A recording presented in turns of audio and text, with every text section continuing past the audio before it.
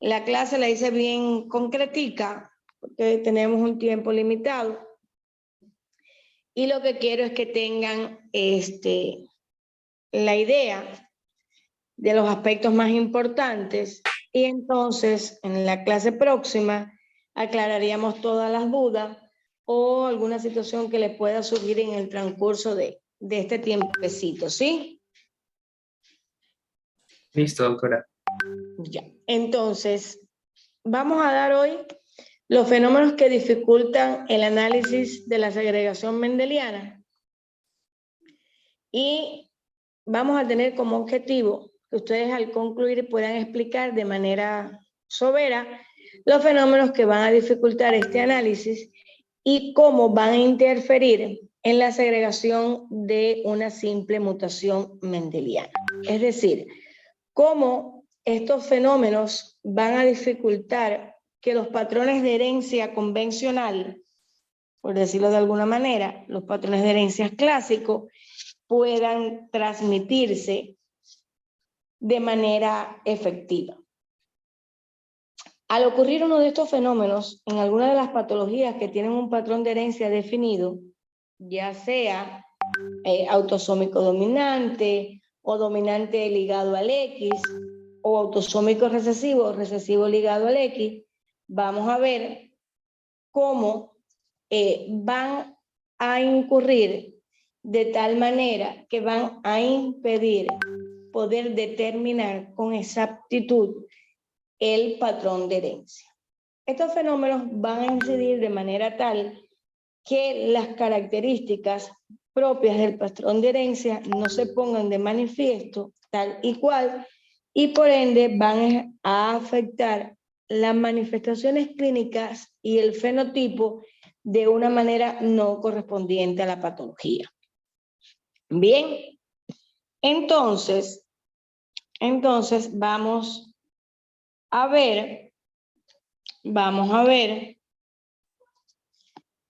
que estos fenómenos van a ser aquellos que están relacionados con la herencia influida y limitada al sexo, con los fenómenos de inactivación del cromosoma X, la penetrancia y expresividad de los genes, el fenómeno de pleiotropía del gen y la heterogeneidad genética alélica y no alélica. Las nuevas mutaciones que van a expresar un carácter dominante y los genes letales. ¿Ya? Entonces, vamos a comenzar nuestro análisis con la heterogeneidad genética. La heterogeneidad genética puede presentarse o puede exponerse de dos formas. Cuando es una heterogeneidad genética no alélica o alélica. ¿Qué tenemos que saber específicamente de la heterogeneidad genética alélica y no alélica? ¿Cuándo y qué las diferencia? Es decir, cuando se presenta una heterogeneidad genética no alélica, lo que va a suceder es que las mutaciones van a ocurrir, se van a presentar en diferentes loci. Recordando ustedes lo que es alélico, lo que es no alélico y lo que quiere decir locis. Recuerden que alélico es que tiene que estar en los dos alelos. Para que algo sea alélico tiene que presentarse en ambos alelos. Locis es el plural de locus, que no es nada más y nada menos que la ubicación dentro de un cromosoma, de una afectación, de una afección determinada. Entonces, cuando hablamos de heterogeneidad genética no alélica, estamos hablando de que se va a producir mutaciones en diferentes locis. Es decir, en un cromosoma van a ocurrir varias mutaciones, pero van a tener localizaciones diferentes. Y el resultado va a ser que van a aparecer fenotipos muy parecidos, ¿ya? Cuando hablamos de la heterogeneidad genética alélica, es aquella donde van a ocurrir muchas mutaciones, pero en un mismo locus, es decir, en un mismo sitio. Locus es localización en singular y locis es plural. Entonces, la diferencia entre la heterogeneidad genética alélica y no alélica es que la no alélica se produce en varios, ¿verdad? En varios lugares, ¿verdad? En diferentes lugares del gen. Mientras que la alélica solo va a ocurrir varias mutaciones, pero en un locus, es decir, en un mismo sitio. Y que ambas pueden expresar, es la característica que tienen en común, los fenotipos de manera similar en la no alélica. Y la alélica tiene la opción de que va a ser en manera similar o diferente. En la no alélica, el fenotipo se expresa de manera parecida, similar. Sin embargo, en la alélica se puede expresar de dos maneras, muy similar o diferentes. Aquí vamos a ver que la patología más... Doctora. La más frecuente, oigo, dígame. Disculpe una pregunta, ¿de casualidad usted está proyectando? Sí. Es que no nos salen las diapositivas. A ver, vamos a hacer algo. Les voy a explicar las diapositivas, porque no sé cuál es la situación que tengo acá. Porque, por ejemplo, ahorita no podía conectar porque tenía otro equipo. Estaba mi esposo también conectado y parece que tengo algún problema en la wifi, que cuando se conectan más de dos equipos se me cae. Yo les voy a explicar y les paso después la presentación para que ustedes la revisen, ¿sí? Ya, doctora, está bien. Ya. Pensé que les estaba saliendo la presentación. Pero bueno, al menos para que tengan la idea, porque lo ideal fuera que fueran pudiendo visualizar la presentación. Lamentable. A ver, pero bueno, seguimos. Le decía que la patología más patognomónica, más frecuente de esta heterogeneidad genética va a ser la fibrosis quística. La fibrosis quística es una patología que para que se manifieste, para que se exprese, tiene que existir más de 800 mutaciones en el gen.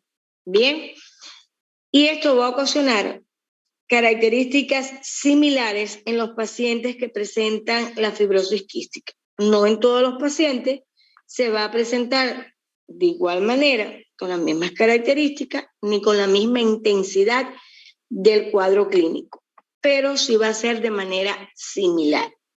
Entonces, tenemos que tener claro cuál es el concepto de heterogeneidad alélica, la no alélica, cuál es la semejanza, cuál es la diferencia y cuáles son las patologías o cuál es la patología más frecuente en la que más se puede visualizar este fenómeno, en el cual se pone de manifiesto.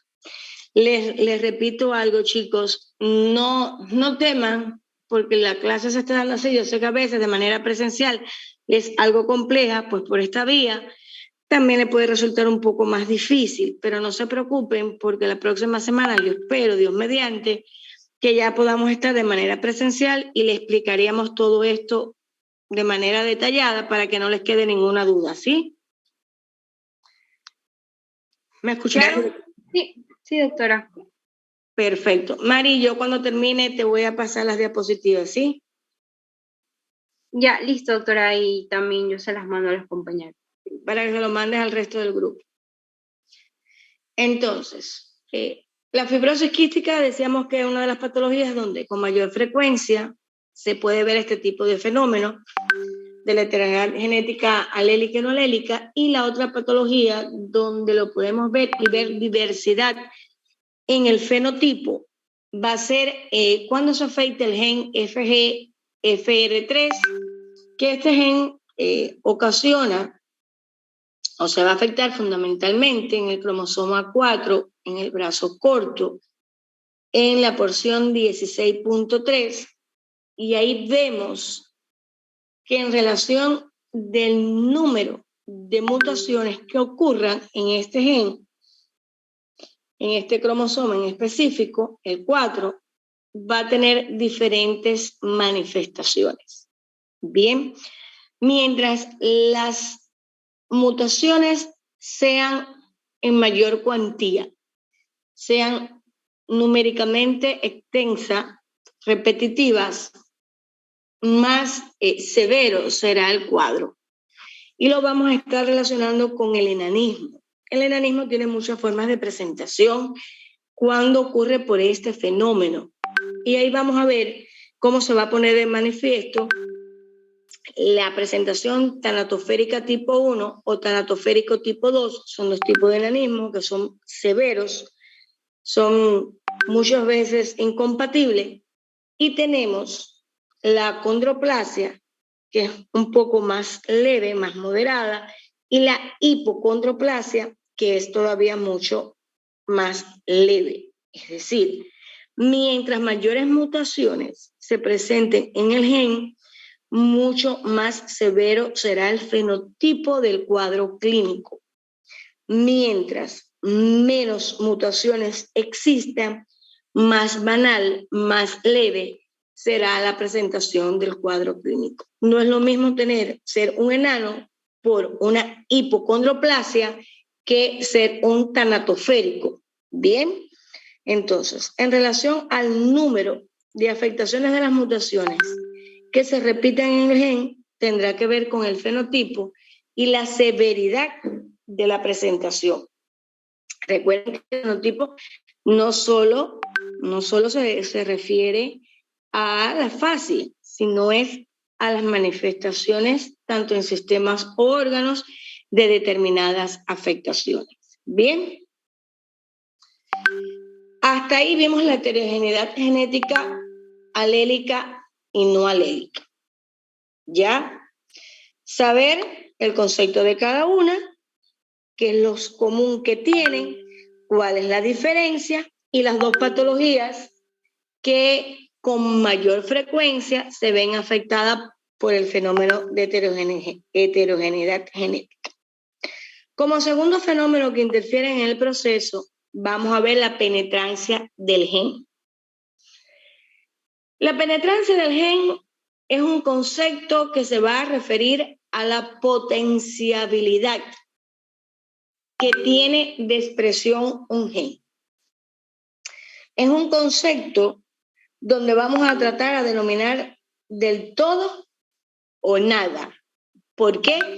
Porque bien, o no se expresa, o si se expresa manifestando todas las afectaciones fenotípicas y todas las alteraciones relacionadas con la patología.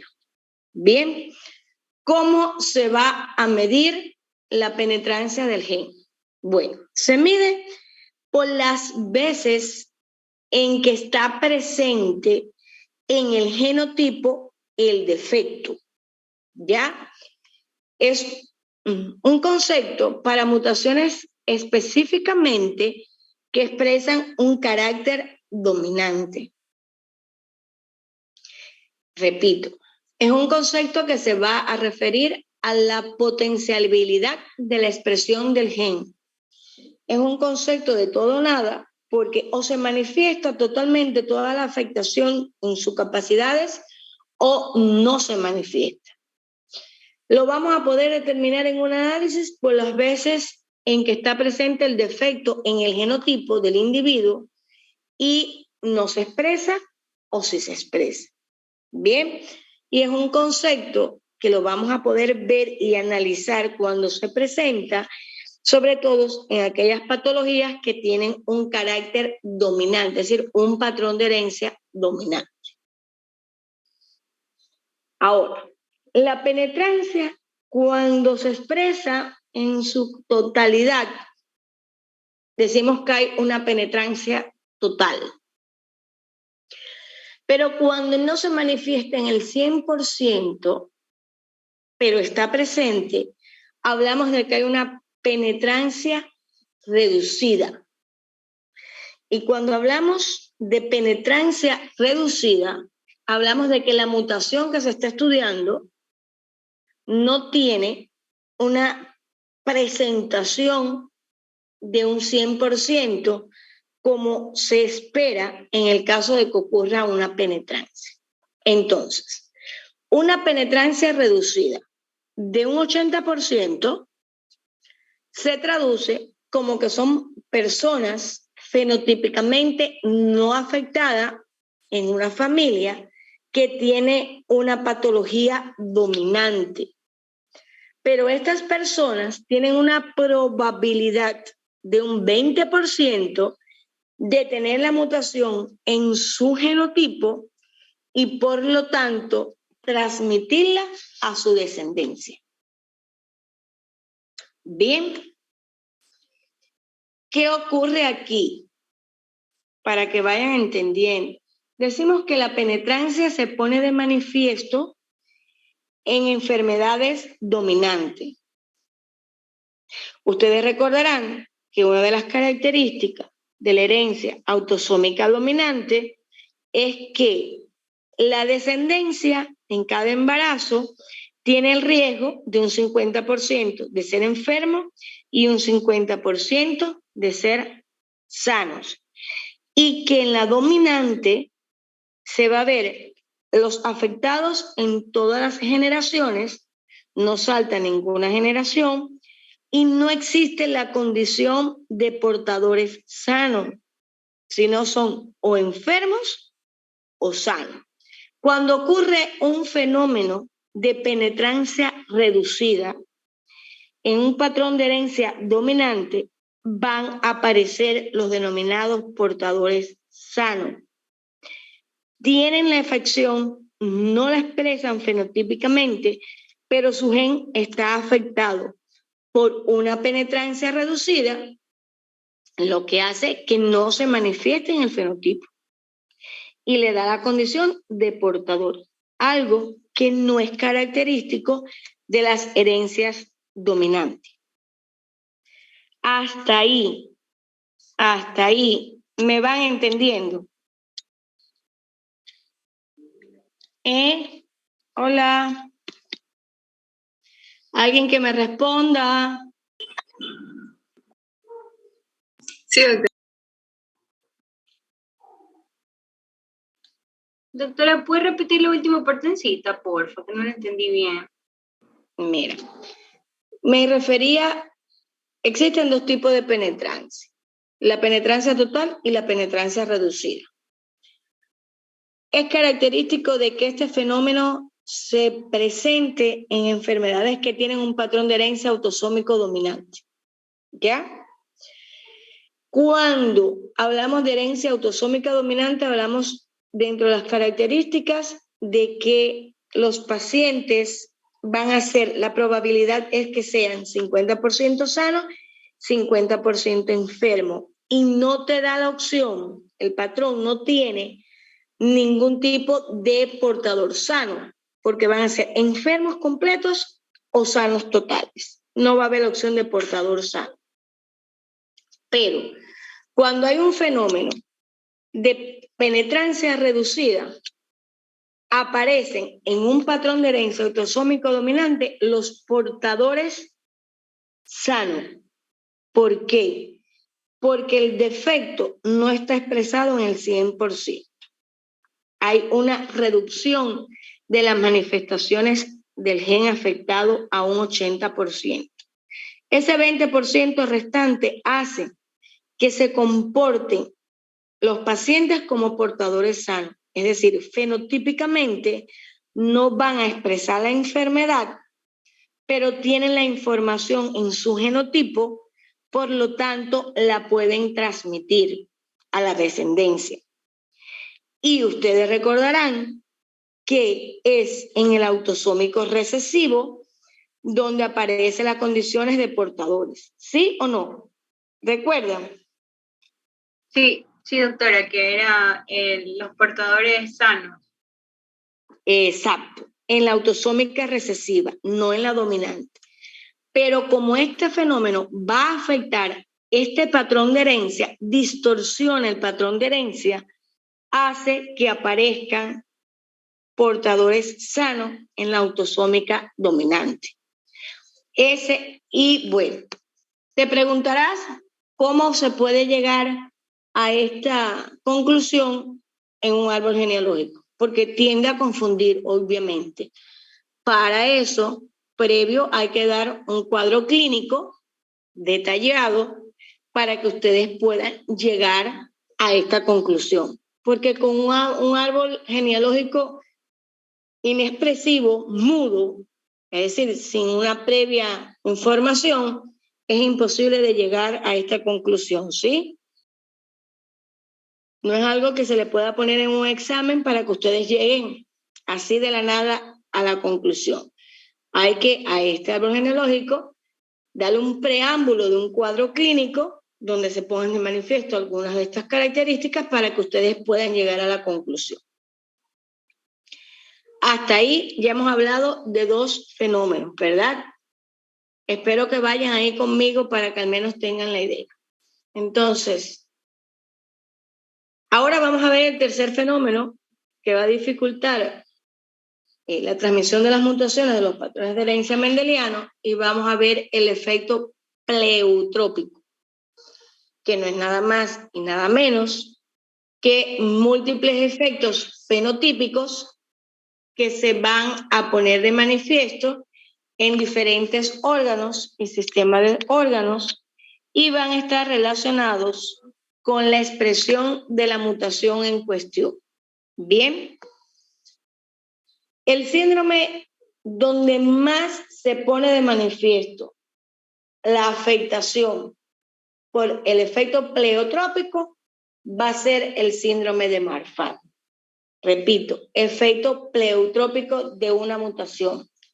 Es múltiples efectos en el fenotipo, en diferentes órganos y sistemas que van a estar imbricados, van a estar relacionados todos con la expresión de la mutación que se estudia en cuestión. Ahora bien, ¿cómo se ve esto en el síndrome de Marfan?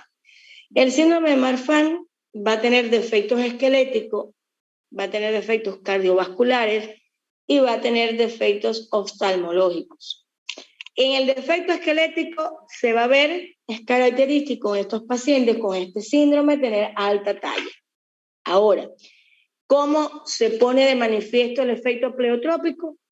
En que, obviamente, no todos los pacientes con síndrome de Marfan van a tener 2 metros de altura, 1,90. La altura varía, la talla de los pacientes varía. Va a ser una talla que va a estar por encima de la media para su sexo y su edad, sí, pero no todos tienen la misma talla. Igual ocurre con los defectos cardiovasculares. El defecto cardiovascular en el síndrome de Marfan patognomónico es el aneurisma aórtico. Ahora, la característica de la dimensión, la extensión del aneurisma en todos los pacientes con Marfan no va a ser la misma, ni se va a presentar con la misma gravedad ni en la misma magnitud. Va a variar en cada paciente.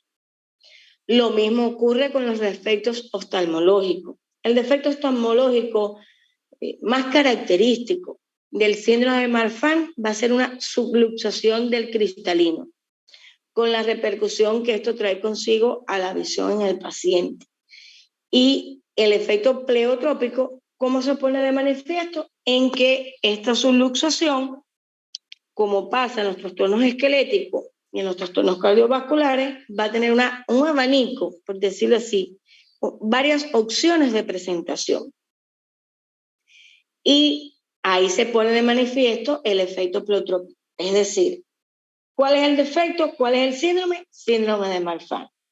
¿Qué ocurre? Que las afectaciones en los diferentes órganos o sistemas se comportan de manera diferente en los distintos pacientes. que van a tener común afectaciones esqueléticas, afectaciones aórticas y afectación del cristalino. La variabilidad depende de la intensidad con que se manifieste en cada uno de estos pacientes. Bien.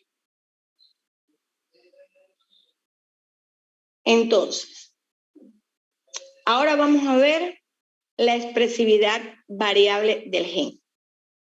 La expresividad variable del gen va a ser sinónimo de severidad clínica para la mutación que se estudie.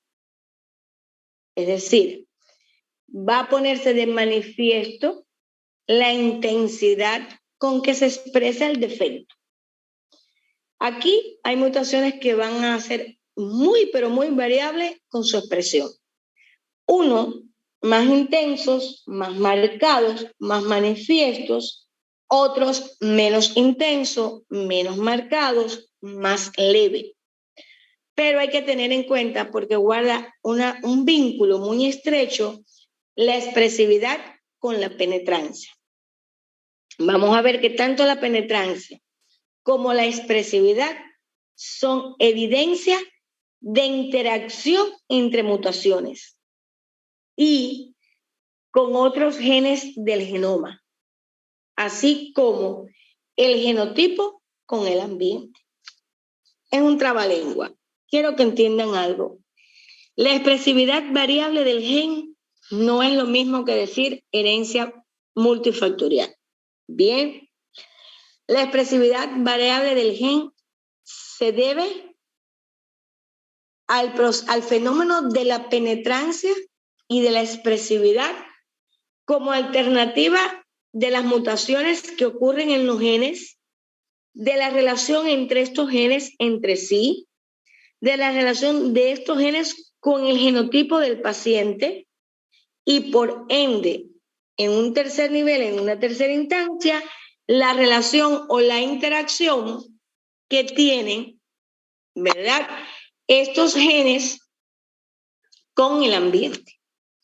Lo que sucede en la herencia multifactorial es que en el periodo de gestación, en un momento determinado, la gestante se pone en contacto con un agente teratogénico, ya sea físico, químico o biológico, y hace que se afecte el producto en formación. Bien, el producto de la concepción se ve afectado. Es decir, hay un vínculo directo de la acción del teratógeno en la formación del defecto, en la aparición del defecto. Aquí en la expresividad variable del gen es el defecto ya está, ¿verdad? Y se va a modificar y va a interactuar con el ambiente, pero no es realmente el ambiente quien determina la aparición del defecto. ¿Claros?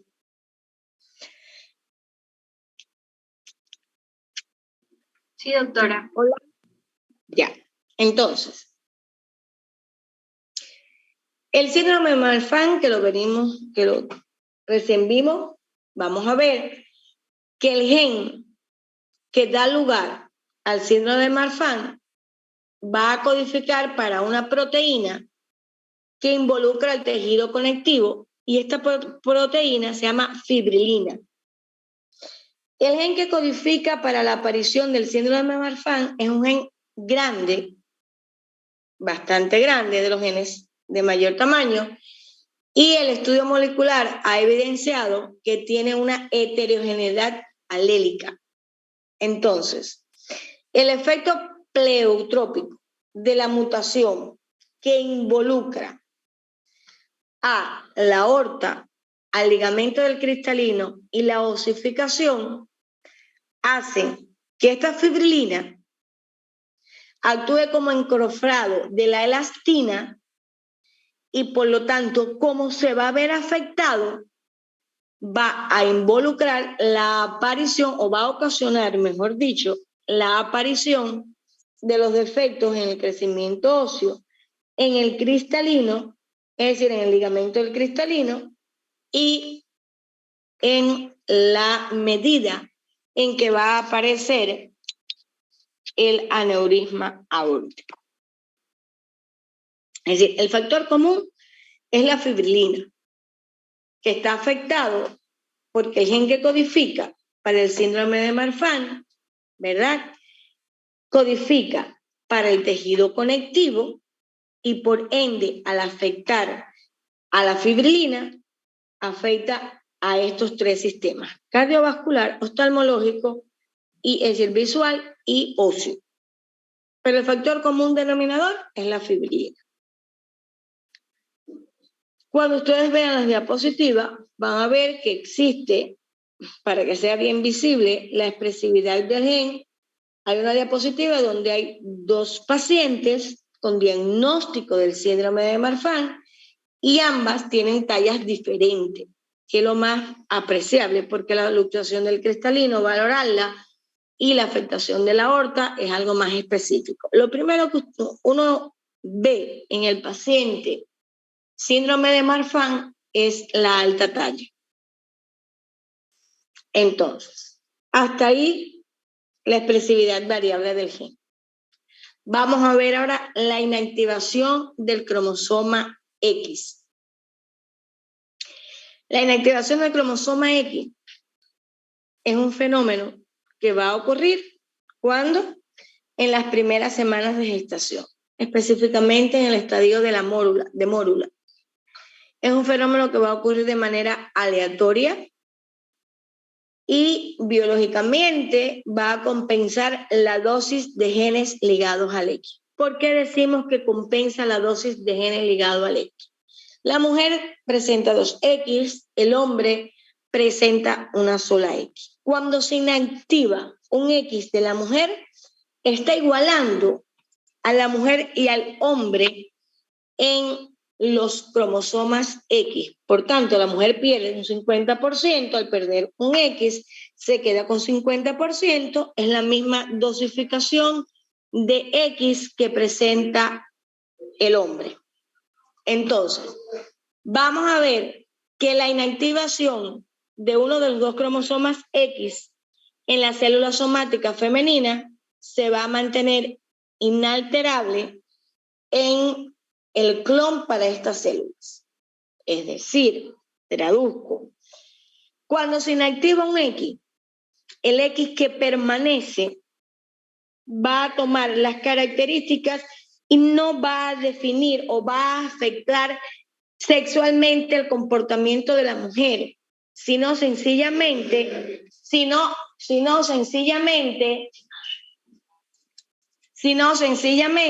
que ocasiona que las células somáticas que tienen el X, ¿verdad? Porque todas las células tienen las manifestaciones del X, cuando queda un solo X y el otro está afectado, está inactivado, hace que tanto la mujer como el hombre mantengan la misma dosificación, por decirlo así, de cromosomas X.